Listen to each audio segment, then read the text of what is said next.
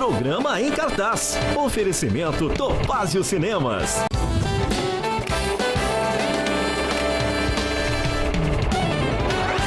Olá, o Em Cartaz está de volta. Quer dizer, a rigor nós não fomos a lugar nenhum. Continuamos com os nossos programas semanais, enquanto eu tirava estratégicas, aguardadas e merecidas férias.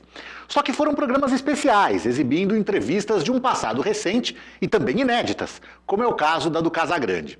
Então, quando eu digo que o Em Cartaz está de volta, é porque esse programa já é naquele formato mais convencional a que você se acostumou. Ou, se você está chegando agora por aqui, eu explico.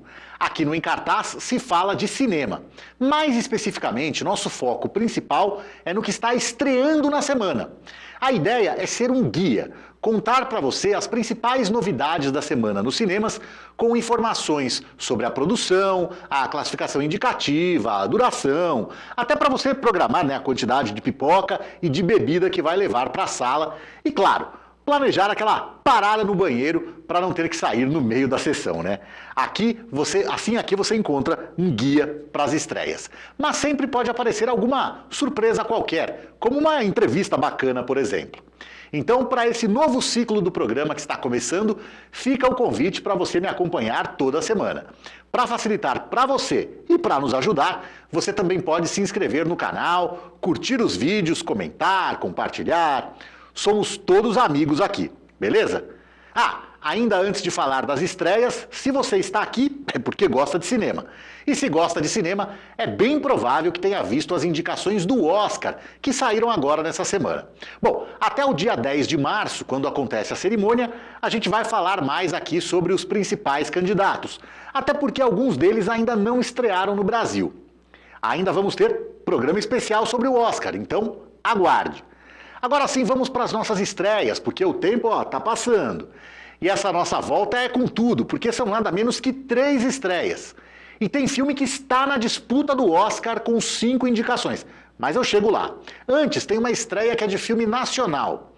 Em Nosso Lar 2, Os Mensageiros, o espírito André Luiz entra para um grupo enviado à Terra para cuidar de 3 pessoas que fazem parte de uma missão que corre o risco de fracassar. O segmento religioso é marcante no cinema brasileiro, com a atenção do público disputada por produções, principalmente com viés católico, evangélico e espírita. O católico é o menos bem-sucedido comercialmente falando, em filmes como Irmã Dulce, Aparecida, o Milagre e Maria, Mãe do Filho de Deus, que mesmo sendo o de maior sucesso desse grupo, é apenas a 92ª maior bilheteria da história do cinema nacional. Os evangélicos têm os campeões de vendas de ingressos. Para você ter uma ideia, os 10 filmes de maior bilheteria na história das produções brasileiras têm nada menos que 3 produções voltadas ao público evangélico. Isso inclui o primeiro colocado, Nada a Perder, que é a cinebiografia do líder da Igreja Universal do Reino de Deus, Edir Macedo, o terceiro colocado, Os 10 Mandamentos, o filme, e o 8º colocado, Nada a Perder 2. Mas aí a gente precisa colocar um asterisco para o modus operandi da Igreja Universal com esses 3 filmes, que era o de comprar grandes quantidades de ingressos para distribuir entre os fiéis. Só que não necessariamente esses ingressos todos eram utilizados no cinema. O resultado foi de sessões com ingressos esgotados e poltronas com pouca gente. Enfim, já os espíritas ganham pelo volume. Vira e mexe, esse segmento religioso marca a presença nas telonas. A lista é longa. Tem, Kardec, a história por trás do nome, Divaldo, Mensageiro da Paz, A Menina Índigo e A Vida Continua, Chico Xavier, As Mães de Chico Xavier, O Filme dos Espíritos, Bezerra de Menezes, Diário de um Espírito, Predestinado, Arigó e o Espírito do Dr. Fritz, Ninguém é de Ninguém e, claro, Nosso Lar, que é o mais bem-sucedido de todos entre os espíritas.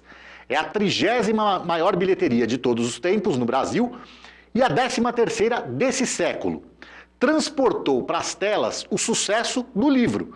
Publicado há longos 80 anos, é a principal obra do principal médium brasileiro, Chico Xavier, que vendeu mais de 2 milhões de exemplares. Então, foi um filme que chegou aos cinemas com o jogo praticamente ganho. mas foi lá e cumpriu, levando para a sala escura um público que pode não ser gigante, mas que é muito fiel, que comparece. Mas o problema que parece atingir todos esses filmes de temática religiosa é a história de falar muito para dentro da bolha. Talvez até seja mesmo o objetivo de alguns deles, ou de todos. Mas o interessante do cinema é a possibilidade de conversar para fora, de mostrar o seu ponto de vista para quem não necessariamente concorda com ele. É ser uma janela para uma realidade muitas vezes diferente daquela que o espectador vive. É algo que o cinema americano tem entendido cada vez melhor.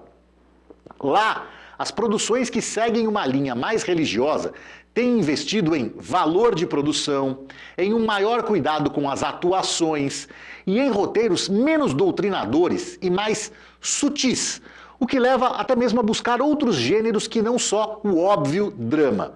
Assim temos comédia, filme de ação, romance e até terror com a questão religiosa como pano de fundo. É um caminho que eu considero muito mais interessante do que o que a gente vê por aqui no Brasil. Nosso Lar 2, Os Mensageiros, tem duração de 1 hora e 50 minutos e a classificação indicativa é 12 anos. Agora temos uma estreia que está na briga do Oscar. Em Anatomia de uma Queda, um homem é encontrado morto na neve, próximo à cabana que ele divide com a mulher e o filho de 11 anos. A polícia considera a morte suspeita, mas o garoto, que é a única testemunha do que aconteceu, é parcialmente cego. Uma situação que vai colocar à prova o relacionamento dele com a mãe. Seja bem-vindo à temporada do Oscar. Esse período de janeiro e fevereiro é sempre muito legal para quem gosta de cinema de verdade. Cinema mesmo. Porque é o período em que chegam, pelo menos aqui no Brasil, alguns dos principais candidatos ao prêmio. Ainda que dessa vez os campeões de indicações já passaram há um certo tempo. Dos 5 filmes com mais indicações, 3 já desfilaram nas telas há alguns meses. Oppenheimer, Assassinos da Lua das Flores e Barbie. Um está na Netflix, Maestro. Só Pobres Criaturas ainda é aguardado agora para 1º de fevereiro. Abaixo desses, 4 filmes têm 5 indicações cada. O primeiro deles, que estreia no Brasil, é justamente esse Anatomia de uma Queda. Que está vindo, aliás, de uma trajetória forte em premiações, viu? No Globo de Ouro foram 4 indicações com 2 vitórias, para melhor roteiro e melhor filme em língua não inglesa. Concorreu ainda a melhor filme e atriz para a alemã Sandra Hüller.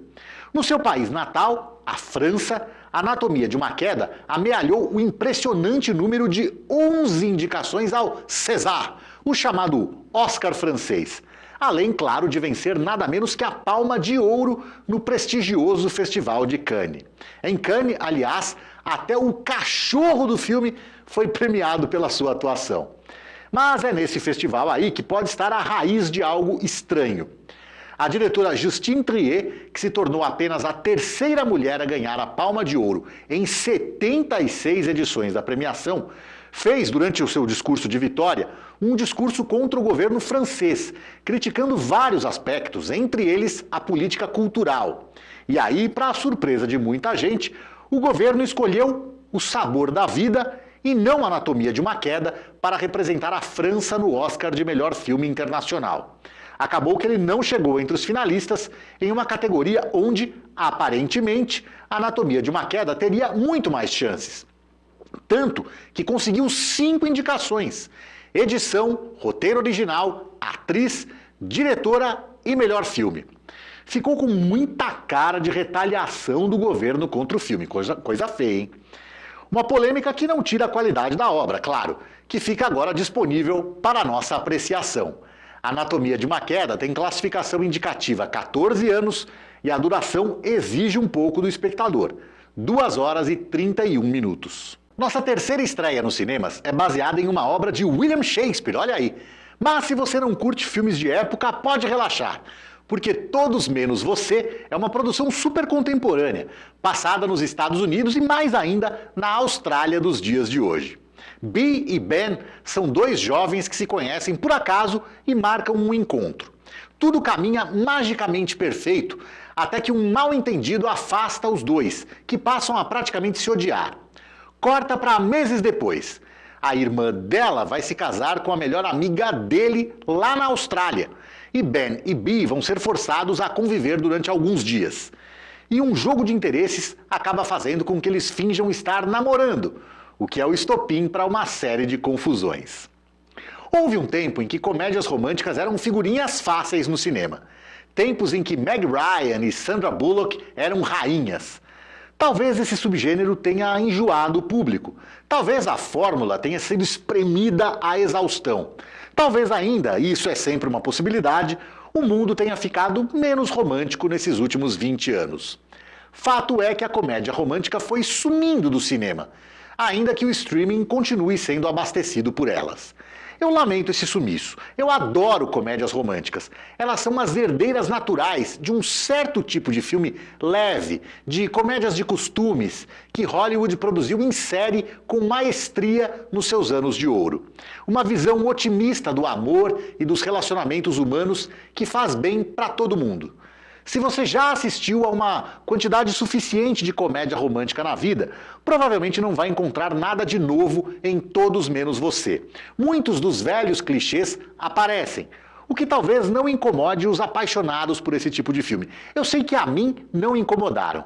Eu não sei se é o prazer de voltar a assistir a uma comédia romântica no cinema, ou se é porque a graça realmente funciona.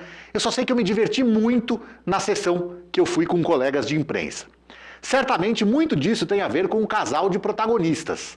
A química do casal central é algo basilar para uma comédia romântica dar certo. Não adianta todo o resto ser perfeito se o casal de protagonistas não der aquele clique. Não rola. E os astros em ascensão Glenn Powell e Sydney Sweeney clicaram muito, viu? Dizem as más línguas até que eles andaram clicando longe das câmeras também, o que os dois negaram veementemente. A química entre eles é tão eficiente que eles não permitem algo que vira e mexe acontece em comédias românticas, que é os coadjuvantes roubarem o filme dos protagonistas. Sweeney e Powell têm praticamente para eles todos os bons momentos do filme. Se você não anda lá muito exigente e se está no clima para se deixar levar por um filme alto astral, pode comprar o ingresso. Todos Menos Você tem duração de 1 hora e 45 minutos e a classificação indicativa é até alta, hein? 16 anos. Ah, sobre ser baseado em uma obra de Shakespeare, Todos Menos Você é uma adaptação livre de Muito Barulho por Nada. E esse foi o Em Cartaz de hoje. Obrigado pela sua companhia e tchau!